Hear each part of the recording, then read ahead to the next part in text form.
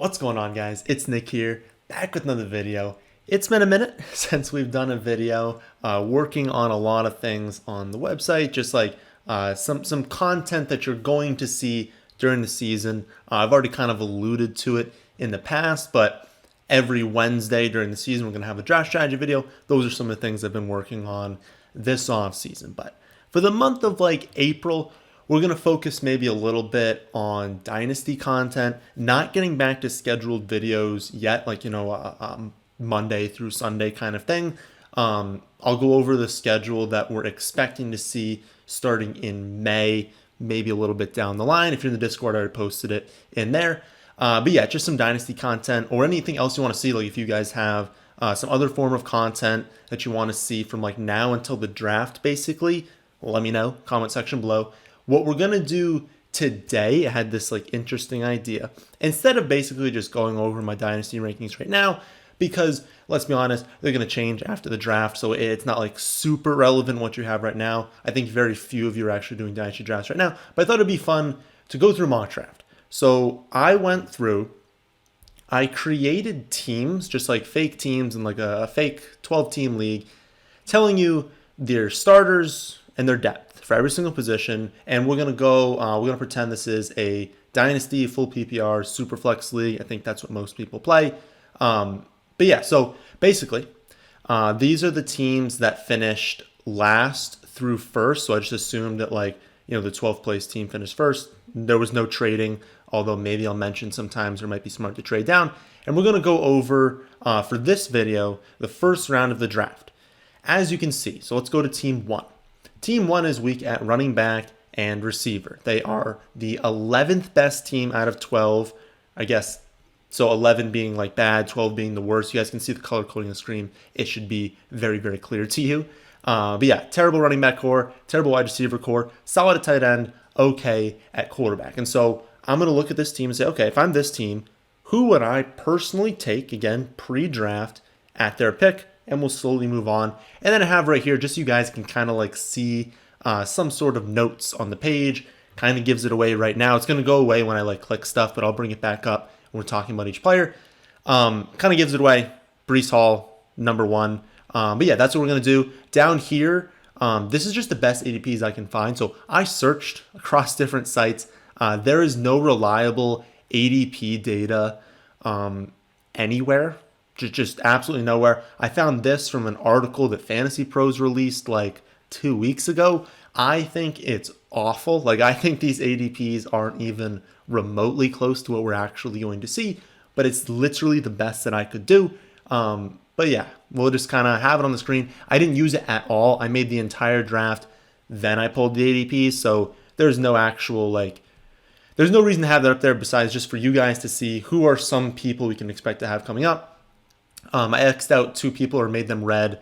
2 people I did not end up drafting this draft. And then down here are players that just didn't have ADP data for, but I do end up drafting in this. So let's go over the first round in this one. Future videos we'll do the second round, the third round, the fourth round. I think it'll be very interesting to see how the draft develops. So again, when I click something, it's going to go away. We already know Breece Hall is number 1. So he goes there. And then for each one, I'll just cross them off right there. So why is he number 1? Well, for Superflex, I think you could consider Malik Willis. But if you look at this team, they're fine at quarterback. I don't think they really need an upgrade. If they were strong in every other position, you could consider it.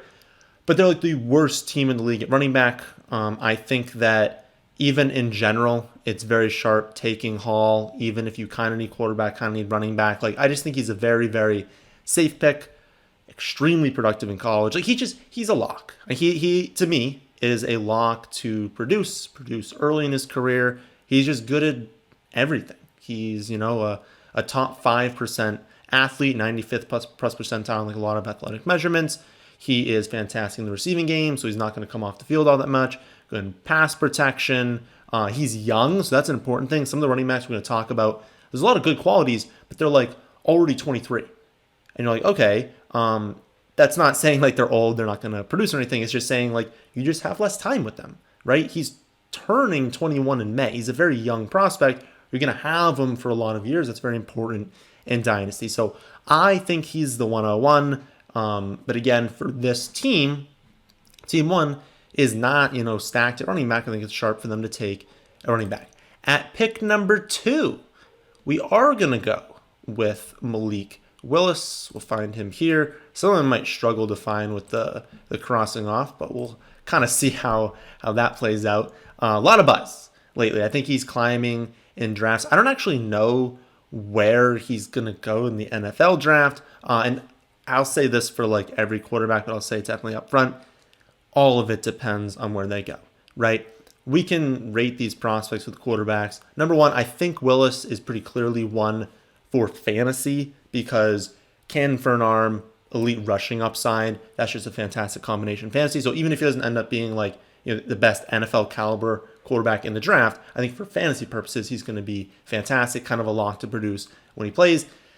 But it's all going to depend. We have basically there's like 5 okay quarterbacks. Then there's like a cliff. I think I only end up taking 5 quarterbacks in this draft. You're probably only going to see 5 drafted in rookie drafts. The thing with quarterback is that like you've got Willis, you've got these guys kind of grouped together, but it is all going to depend on who goes to a situation where they're probably going to start very early in the season or are definitely going to start at some point this year. If there is someone who you really like, then they go somewhere where there's basically no chance they play as a rookie, that is obviously going to hurt. So if anything is impacted, or if any position is impacted by the draft, it's going to be quarterback because it just so much depends on who some of these teams take. But yeah, great rushing upside. He's going to have a ton of rushing yards. He's going to be really, really big in fantasy.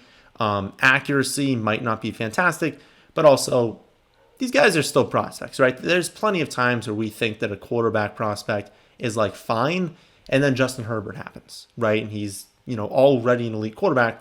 We didn't know Justin Herbert was going to be doing that. So we're not the greatest at always predicting quarterbacks. I think a lot of it's going to come to just who can get onto the field. But for fantasy, we can be pretty confident, even if Willis isn't like an elite quarterback at the end of the day, he's going to produce in fantasy. So who do we have number 3? This one, Drake London. I think that I don't know how controversial it is to say he's like the first wide receiver, but I do think this is going to be a heated topic over the summer. Maybe I'm wrong on that, but I think that the top, I don't want to put an exact number on it, but the top few wide receivers, there is an argument, right? Last season we have Jamar Chase. There was no argument that he was the number 1 wide receiver. You had like Kyle Pitts, Jamar Chase, like you just knew these guys, Pitts obviously at tight end, you knew they were one, and no one was ever going to debate it. I think there is debate this season. Is Kenneth Walker or Breece Hall the number 1 running back? Again, I think it's Breece Hall. We'll see where the drafts end up going. Is Drake London the number 1 wide receiver? Or some of these other guys? I think you could see maybe the top like 4 or 5 kind of interchangeable. Right now, I have London. A little bit pending his combine results. Or I guess not combine. Didn't do the combine. Delayed it until what was supposed to be today, April 5th. And then he delays it today until April 15th. Said he had, I believe it was a hamstring, maybe it was quad. It was one of those two. Slight injury. Like, hey, we want to delay it 10 days. I don't want to get hurt. Like, I want to see your measurements, right? So right now I have him at 1. If he has a poor combine, I will definitely move that down because he won with physicality. And if he posts poor combine numbers, I don't love wide receivers coming out of college that win with that just have to out, physical their opponent, because you can do that in college. Can you do that as a pro? Right? Many can, right? DK Metcalf, obviously he can win with like speed, but like think of DK Metcalf, he can out physical any corner, right? And so I'm saying it's possible as a pro, but it's much more difficult, right? And so if that's how you're winning in college, you're not just getting open through elite route running, through elite speed, well, that hurts, right? So if he tests and he has poor speed, then that's going to just take away one thing that he can win with. And so maybe it changes my ranking. So we'll see how that happens. We'll see where he ends up being drafted. Right now I have him there. Love his breakout age. Love his frame, 6'4", 220. He produced in college alongside Pittman and Monter St. Brown, who are 2 receivers who have produced at the NFL level. Love seeing that, right? I mean, if a guy is producing next to players who produced in the NFL, they're probably pretty good, right? So right now, again, have him there. But we'll see. We'll see how he does at his pro day. If he produces poorly, maybe Garrett Wilson. He's going to be right here. I'm finding them pretty good right now. But maybe Garrett Wilson will pass him in the rankings. A little bit smaller. So we had, 6'4", 220 for Drake London. We're down to 6 foot, 183 for Garrett Wilson. Definitely not too small. There are some prospects we're going to talk about here who might be a little bit too small. Above average athlete, not like a monster or anything. 55th to 65th percentile athlete. Better at getting open than Drake London, so that's one thing. He didn't out-physical his opponents. He's just really, really good, right? He's really, really good at route running, really, really good at creating separation. I believe Wilson can play in the slot. He can play on the outside, so even a slightly smaller lane. I do believe he can win on the outside. He did force Jameson Williams to transfer to Alabama. I say that, maybe Jameson Williams is like, no, I just wanted to change schools. But Garrett Wilson was coming up and he was really, really, really good. He kind of forced him to leave because Jameson Williams is like, well, there's a lot of target competition here. Maybe I go to a different school. Never had an elite target share. You always like when these high-end prospects command a bunch of targets, right? Because targets are earned. If they're commanding a lot of targets, that's really, really good in fantasy. Didn't do that, but honestly, he had so much competition, right? I don't factor that in as much when you're on an elite offense or part of an elite program when you have a lot of other great players. Of course, if he had played for a much lesser college, a smaller school, he would have had, the elite target share. Do you care about that? So for me, I'm willing to sacrifice that elite target share if he's going to an offense that's really good, and he is, right? So right now, I have him there. Haven't really been going over the team needs. I'll kind of backtrack and do that a little bit. Again, Team 1 needed running back. I thought Breece Hall was a smart pick there. Team 2 needed running back, was a lead at wide receiver. So you might see Drake London, you might see Garrett Wilson go ahead of Malik Willis, but he didn't need it, right? He or she did not need it. Team 2 had the second best wide receiver starters, the best wide receiver depth. There's no reason to draft another wide receiver there. And so I thought go with the next best player that is not a receiver, and that was Malik. So that's why I went there at 2. Team 3 was awful at running back and receiver. I chose to go with Drake London. You could have gone with Kenneth Walker there. We're going to see Kenneth Walker come off the board soon. And then Team 4, really good running back core, really terrible wide receiver core, actually the worst wide receiver core among all of these teams. And so Garrett Wilson makes sense there. Team 5, we're going to go with Kenny Pickett. This pick, I'll cross them off right there. Let me know if you guys even want me crossing them off, and I just won't do it in the next one if you don't even care. But Pickett, number 5 player off the board. For here, team's got a great running back core, great wide receiver core. And so while there are still fantastic options at skill players, this is, the, third worst team for starting quarterback, second worst team for the bench quarterbacks, needs an upgraded quarterback, going to Pickett. Again, want to reiterate, these rankings will change depending on where these players go. But 4-year starter at Pitt, didn't really do anything in his first 3 years, then explodes in his final season. Actually finished 3rd in the Heisman voting. Love to see that. I like to see how much he progressed from 2020 to 2021. Would it have been better if we just saw it happen every year? So from year 1 to 2, we see improvement, 2 to 3, 3 to 4. Yes, I would prefer that instead of just 1 year, because you could say, well, did he just get, I don't think it's luck, but was he running hot for a year? Was variance on his side for a year? Certainly. But I don't know. I think he's a really good prospect. We'll see where it ends up going. Not as much rushing upside as Willis, but he's not going to be a 0. And that's actually something for all of the quarterback prospects we're going to talk about today and in the next video. None of them are zeros in the rushing game, which is really, really nice to see. He'll add something. Again, not an elite rusher or anything, but it is nice to see that all of these prospects are not just pure pocket passers and going to do nothing with their legs. So that's kind of why maybe they're not, this is not a good quarterback class. Maybe you're not talking about this is being an elite quarterback class, but you're saying, at least in fantasy, we're going to see some level of rushing upside for some of these quarterbacks. Next pick, 6 off the board. We're finally going with Kenneth Walker. This team had very, very bad quarterbacks, but Pickett came off the board, and I just thought this team could end up getting that, a little bit later in the draft. And so we're going to go with running back. They were fine at receiver. Didn't think this was a spot where we were going to take tight end. We're going to go with running back here. Kenneth Walker is a really, really, really good pure runner. That's not to say he can't catch. We'll talk about that in a second. But in terms of being a pure running back, I think he's the best one in this class. I do think he's better than Breece Hall. Breece Hall just better in the receiving game. We know he's going to dominate there. We don't know that's the case with Walker. 99th percentile dominator rating, 96th percentile speed score. Very, very difficult to bring down at first contact. You're not going to arm tackle this guy. You're going to have multiple people trying to take him down. First in Heisman voting among skill players, 6th overall. The target share was low. Only the 19 career receptions across 32 games. That's not great. One thing I've seen people talk about, I may agree with, is just that, I don't want to say he's great at receiving, because if he was great at receiving, they would have thrown the ball more.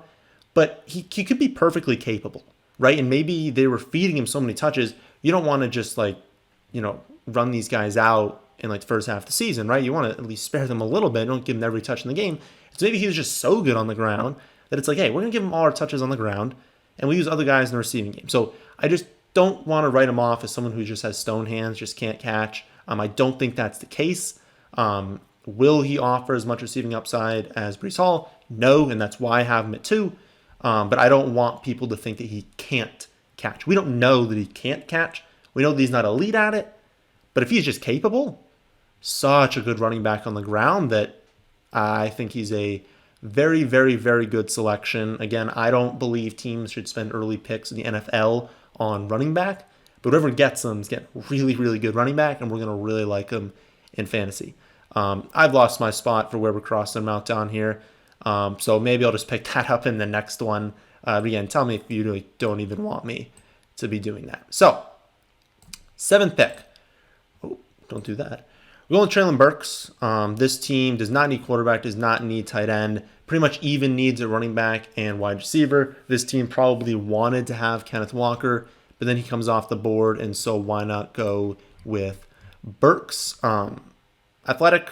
He's got 87th percentile speed score. Nice.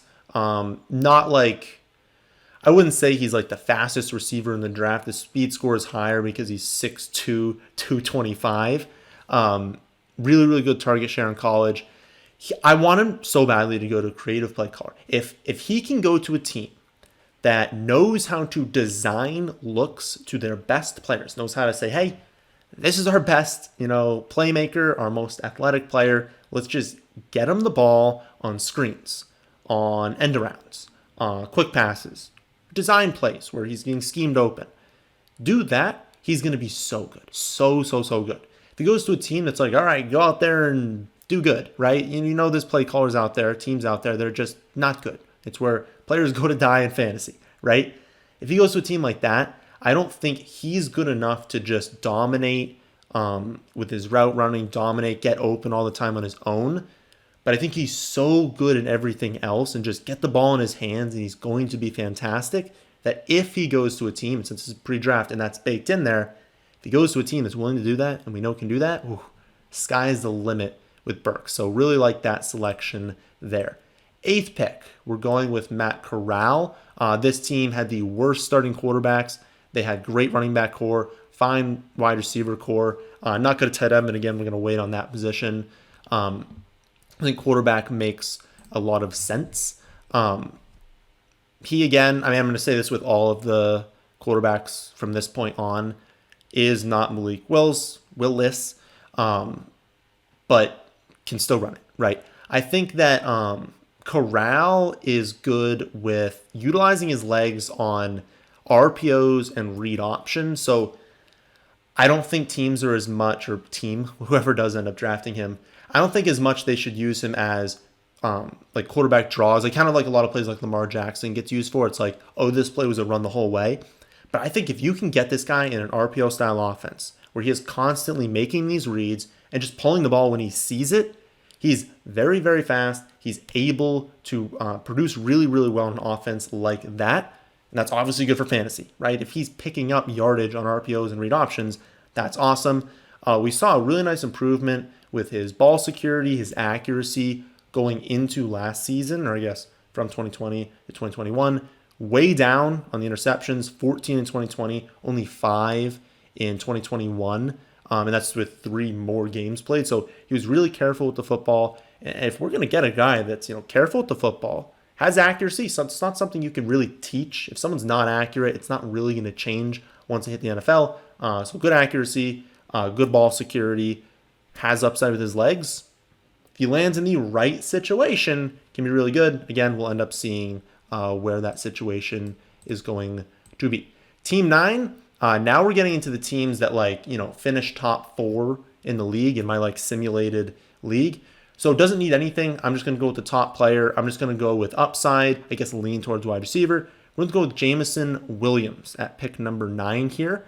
I say upside because I think that he's got, make this a little bit easier for you guys to read. I think he's got a little bit of a wider range of outcomes than some of these prospects we've talked about. Transferred, I talked about him earlier with Garrett Wilson. Transferred from Ohio State to Alabama in 2021 because there was a lot of target competition at Ohio State and really broke out in that season. I think a lot of people were expecting, oh, you're going to Alabama, you're not really going to break out. They have really good receivers. But did. Fantastic speed. This kid is insanely fast, great quickness, great route running. He's going to be awesome after the catch. Not necessarily bulldozing people, right? He's not a huge guy, 6'2", 179. So a smaller frame, taller but a smaller frame. But if he just gets a lane, he catches a screen pass and no one touches him, he's gone, right? He's scoring a touchdown. I think he's going to be great on double moves. Deep passes, going to be awesome. Unfortunately, tore his ACL in the national championship game. So is it possible he misses a little bit of camp, starts a little slowly because of that? Yes. But all reports have been positive as far as his recovery so far.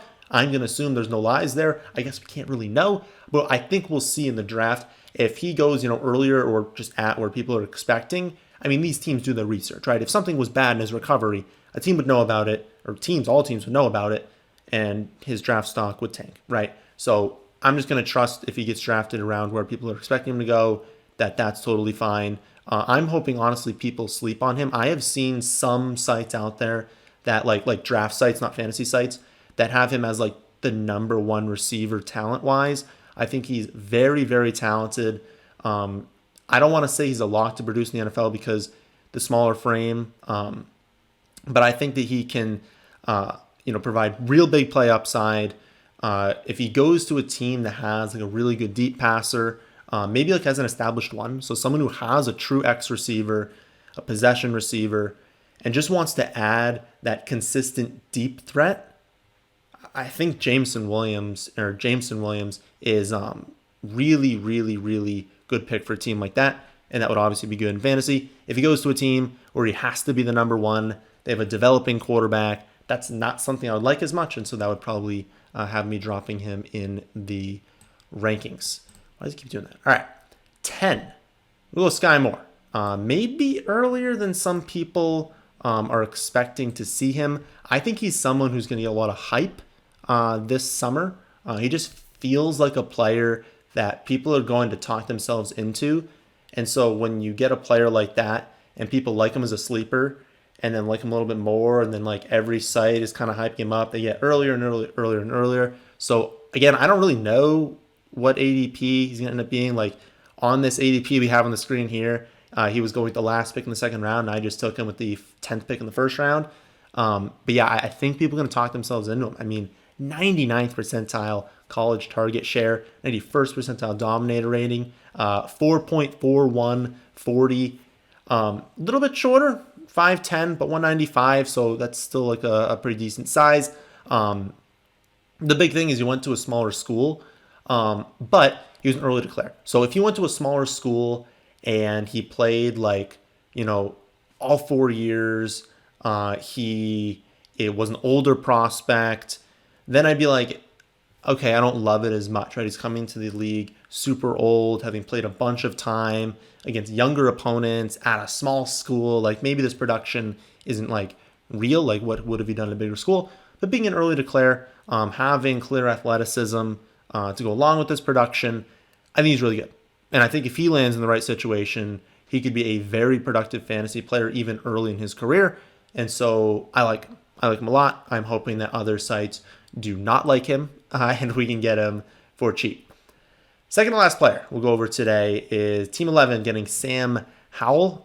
This team needed help at running back and at quarterback, but 11th best team out of 12 at starting quarterback, 10th best at depth. I just felt that this team needed a little bit more help at quarterback, and so going with quarterback there. 40 times terrible. If you look at Player Profiler, 5.07, you never want to see over 5. But let's be honest, I mean, 40 times kind of irrelevant for quarterbacks. It doesn't really matter. I just wanted to highlight he's not some of the guys we talked about who are like really, really quick. That's not Howell. But he ran for 828 yards last year. So he can still pick up plenty of rushing yards, even not being a super quick guy. Can pick up rushing touchdowns. So, yeah, he's slower, but he can still run the ball. I like that he, 1, willingness to run, 2, looks deep. So when he plays, he looks deep, willing to take shots downfield. Of course, scrambling and looking deep unlocks upside in fantasy. That's what we want to see. Film scouts don't think that he's going to be a day one starter. I am not a film scout, so I'm just going off what scouts say. Obviously, that's not fantastic. And if he goes to a team where that's abundantly clear, like goes to a team with just an established quarterback that's probably going to be there for the next 2 years, I won't love that because it means that you're just not getting him, right, for a long time. And maybe you need that player in fantasy to produce that season. But we'll see, right? If he goes to a team where we're like, oh, they need someone now, well, maybe even if he's not ready, he's going to have to go out there. And if he can run, can throw deep, even if he's not good in fantasy or even if he's not good in the NFL, he can be good in fantasy. So I think a lot will depend there. Final player we'll go over today in the first round is Chris Olave, the 12th team. Getting him, definitely got lucky, Team 12 here. So they win the championship last year, right, in our simulated league. They've got great quarterback, running back, tight end. They just need help at receiver. And Olave kind of falls to them at this pick. So I think that's going to end up being a really good one. 85th percentile breakout age, 94th percentile 40 time, elite route runner. Not amazing at contested catches, but as I talked about before and I've talked about a million times, I'm willing to have that as a trade-off. If you could tell me, hey, someone's great at contested catches or they just get open but they're not good at contested catches, give me the guy that gets open, right? The guy that's good at contested catches was good in college at contested catches, not necessarily in the NFL. And it also means he was being forced to have contested catches. He wasn't open, right? Give me the guy that just gets open and makes it easy on himself and his quarterback. That's Chris Olave. Not going to break many tackles, but he's a quick guy. That doesn't mean that he can't have yards after the catch just because he's not some of these other players that are just going to be ripping through defenders. Doesn't mean he can't just burst off for a touchdown, right? So I think like Sky Moore. I think Sky Moore, Chris Olave, two names that could see some hype. But realistically, if we're looking at this first round for a wide receiver, I like a lot of them. And I don't think there's a ton, again, we'll see with Drake London as combine. I don't think there's a ton separating a lot of them. I think they're all pretty good prospects, pretty likely to produce. Different prospects. You've got a deep threat in Williams. You've got Burks, a guy that I want schemed looks towards. You've got maybe just a true X receiver in Drake London. So they're all different receivers, but I think they're all good. They're all really good receivers. In the next round, we're going to see fewer quarterbacks. We're going to see tight ends start coming off the board, and we're going to see running backs. There's going to be a lot more running backs these next rounds. We'll do that, I don't know, a few days on. I'm really not sure when we're going to end up doing that video, but it's going to be the same thing. So I already have teams picked. It'll be this next bar, and we will see how these teams kind of develop in round 2. Let me know who you think had, in our simulated draft here, team 1 through team 12, who had the best draft, and we'll kind of see how that can evolve throughout the draft. Want to let everyone know that the website is up. You can see the Dynasty rankings on the site, thefantasyfootballadvice.com. Again, this is like sort of my rankings, but it's not, right? Because these teams have specific needs, and so I didn't draft just based off the rankings. If you want to see them, it's under the Dynasty tab. We're going to have the redraft rankings obviously up after the draft. We've got Underdog content up right now. So check that out again, thefantasyfootballadvice.com, if you want to see more of that content. So that, my friends, is the end of this one. Hope you all did enjoy. If you did, how about hitting that like button, and how about subscribing to the channel if you're new here? Thanks for watching.